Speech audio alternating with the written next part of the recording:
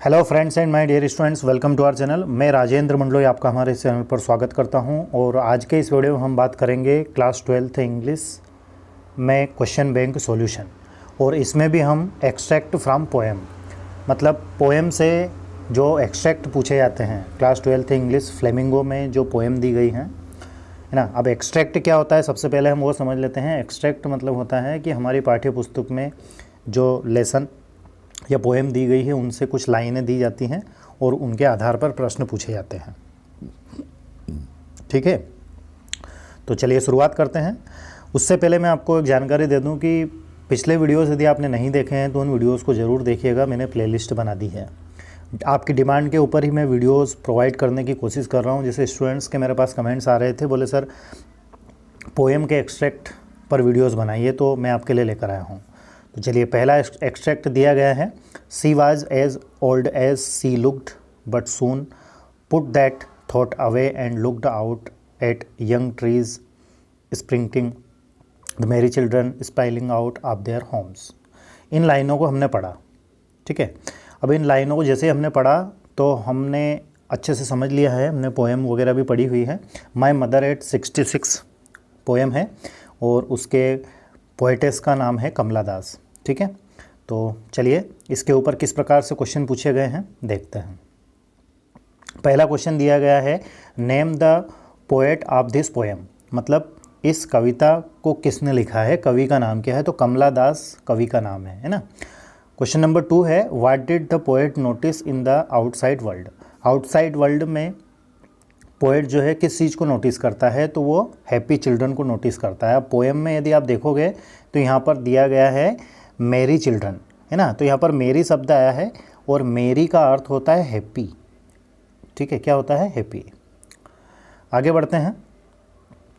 Question number 3 है, find out the word from the pages which means running fast. तो running fast मतलब है sprinting, okay. Question number मतलब extract number 2 दिया गया है। एक्सट्रैक्ट 2 है, I looked again at her wan pale as a late winter's moon and felt that old familiar ache my childhood fear but I said was see you soon Amma all I did was smile and smile and smile. ये भी my mother eight 66 कमला दास द्वारा लिखी गई जो poem है उससे ली गई लाइनें हैं, जिसमें वो अपनी ड्राइविंग करते हुए अपनी मम्मी अपनी माताजी की ओर देखती है और इस प्रकार के जो थॉट्स हैं उसके दिमाग में आते हैं। जैसे वो तुलना करती है विंटर्स मून से, है ना, और फिर चाइल्डहुड फियर जो है वो उसके दिमाग में आता है। और जब वह एयरपोर्ट पर एक दूसरे से दूर होते हैं तो फिर वह पार्टिंग का इस्तेमाल करती है और कहती है सी यू सून अम्मा। ये पोएम हमने पढ़ा हुआ है। वो पोएम्स वगैरह के हिंदी एक्सप्लेनेशन भी यदि आपने नहीं देखे हैं तो प्लेलिस्ट मैंने बना दी है, उनको भी ज़रूर देखिएगा। क्वेश्चन नंबर 1 दिया गया है, what was the poets childhood fear, मतलब पोएट का चाइल्डहुड फियर क्या है। तो पोएट का चाइल्डहुड फियर यहाँ पर ये है लॉसिंग मदर, मतलब उसको ऐसा लगता है कि माता जी की उम्र बहुत ज़्यादा हो गई है और जल्द ही ये स्वर्ग सिधारने वाली है ना, मतलब शांत होने वाली है, तो चाइल्डहुड फियर उसको आता है। क्वेश्चन नंबर 2 है, what has been compare to late winter's moon. Late winter's moon से किसकी तुलना की गई है, तो उसकी माता जी की तुलना यहाँ पर की गई है। What do the poet's parting words suggest. Parting word मतलब अलविदा कहते हुए जिन शब्दों का हम इस्तेमाल करते हैं उनको पार्टिंग वर्ड्स बोलते हैं। तो वो किस चीज़ को बताते हैं, तो वो इस चीज़ को बताते हैं कि अगली बार जब मैं आऊँगी तो अम्मा जी शायद या माता जी मुझे शायद ही मिल पाए, है ना। तो उस समय वह मुस्कुराते हुए अपने दर्द को छुपाती है। तो ये क्वेश्चन है, इस क्वेश्चन का आंसर आपको प्लेलिस्ट में मैंने जब क्वेश्चन आंसर करवाए हैं तो वहाँ पर आपको मिल जाएगा, है ना। एक्सट्रैक्ट नंबर 3 की ओर चलें।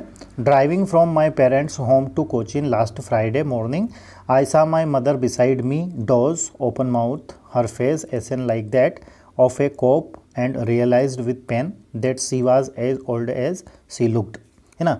तो ये लाइनें भी माई मदर एट 66 जो हमारी पोएम है उसी से ली गई हैं, ठीक है। पहले क्वेश्चन की ओर चलें तो पहला क्वेश्चन है, नेम द पोएम। पोएम का नाम क्या है, तो पोएम का नाम है my mother eight 66, okay. Question number 2 है, what did the poet notice about her mother. अपनी माता जी के बारे में क्या सोचता है।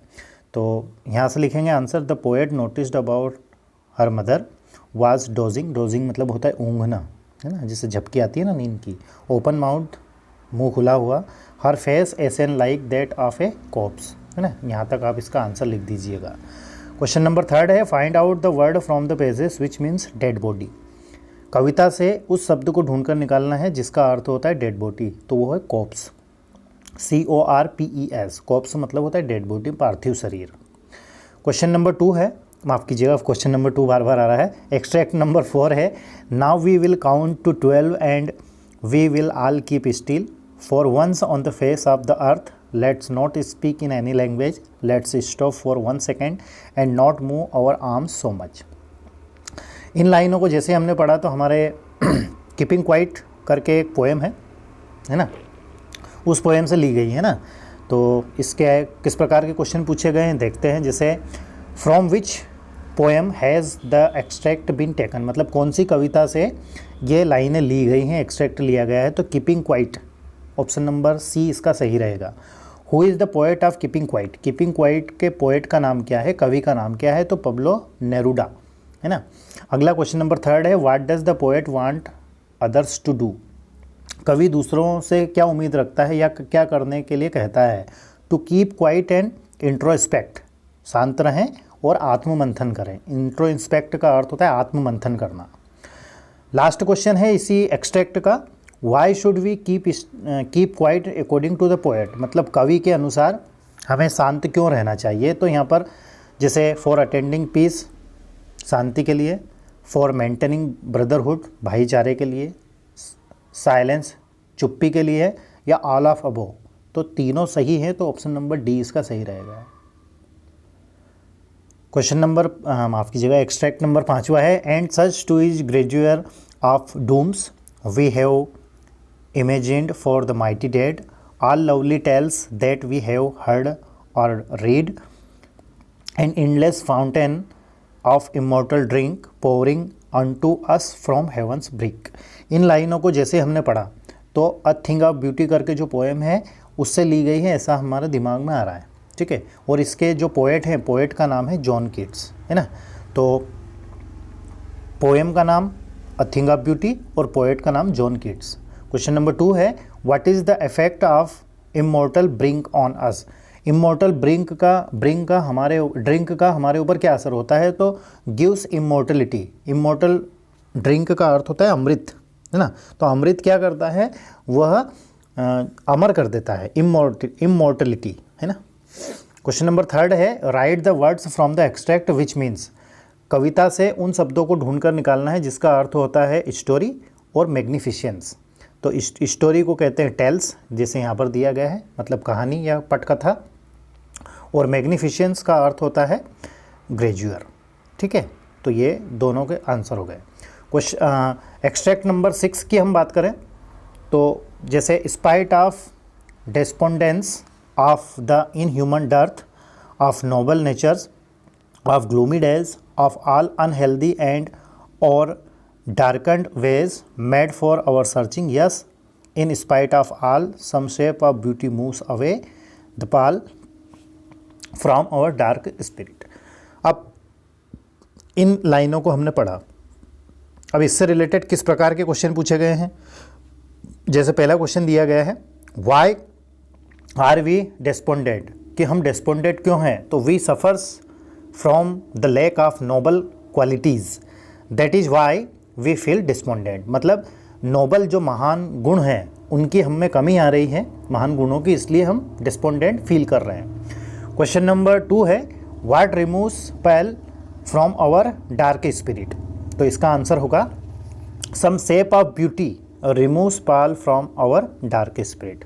ये आंसर आप लिखिएगा, है ना। तो या तो आप ऐसे लिख सकते हैं, यदि ऑप्शन दिए जाएँ तो नेचर्स ब्यूटी आपको ऑप्शन नंबर सी पर टिक लगाना है, ये सही रहेगा। क्वेश्चन नंबर 3 है, what is the meaning of gloomy. Gloomy का क्या मीनिंग होता है, तो ग्लूमी का मीनिंग होता है dull and depressive, option number C इसका सही रहेगा। एक्सट्रैक्ट नंबर 7वां है, the little old house was out with a little new shed, ठीक है।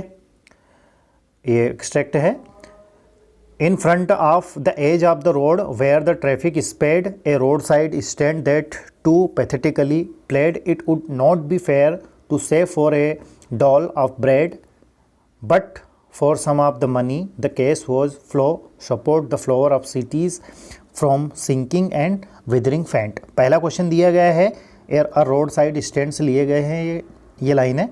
Name of the poem, poem का नाम है रोड साइड स्टैंड और पोएट का नाम है रॉबर्ट फ्रॉस्ट. क्वेश्चन नंबर 2 है what do the flowers of cities in roadside stand refers to. मतलब इस कविता में फूलों के बारे में कहा तो वो फूल क्या हैं, तो वो फूल है सिटी पीपल हैं, मतलब शहर के लोग हैं, उनको द फ्लावर ऑफ सिटी कहा गया है. क्वेश्चन नंबर 3 है what is a roadside stand in the poem. कविता में अ रोड साइड स्टैंड मतलब है a shed outside a road old house. ठीक है, ऑप्शन नंबर सी इसका सही रहेगा.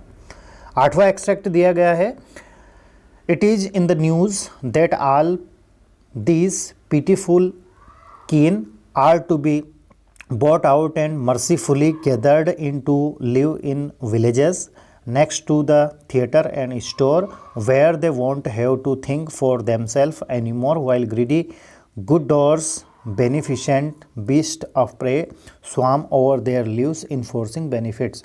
पहला क्वेश्चन दिया गया है who are the greedy doers. Greedy doers कौन है, तो द पोलिस्ड सिटी फोक है ना, ऑप्शन नंबर बी इसका सही रहेगा. डी. इसके बाद में क्वेश्चन नंबर 2 है who are the beast prey in the poem. Beast prey इस कविता में कौन है, तो सिटी फोक है, ऑप्शन नंबर सी इसका सही रहेगा. अगला क्वेश्चन है what promise was the government making to relocate the villagers, तो their all needs will be looked after, option number C इसका सही रहेगा. ठीक है दोस्तों, तो आज के इस वीडियो में हमने class 12th English question bank में पोएम के एक्सट्रैक्ट को के आंसर को देखा है. पिछले वीडियोज़ यदि आपने नहीं देखे हैं तो उन वीडियोज़ को प्लीज़ ज़रूर देखिएगा. साथ ही आपके फ्रेंड्स रिलेटिव क्लासमेट्स के पास इन वीडियोज़ को शेयर कीजिएगा. किसी प्रकार का कोई डाउट या कोई क्यूरी रहे तो विदाउट एनी हेजिटेशन आप कमेंट्स कर सकते हैं. Thank you very much for watching. अच्छे से तैयारी करें, अपना ध्यान रखें and please take care of yourself. Thank you once again.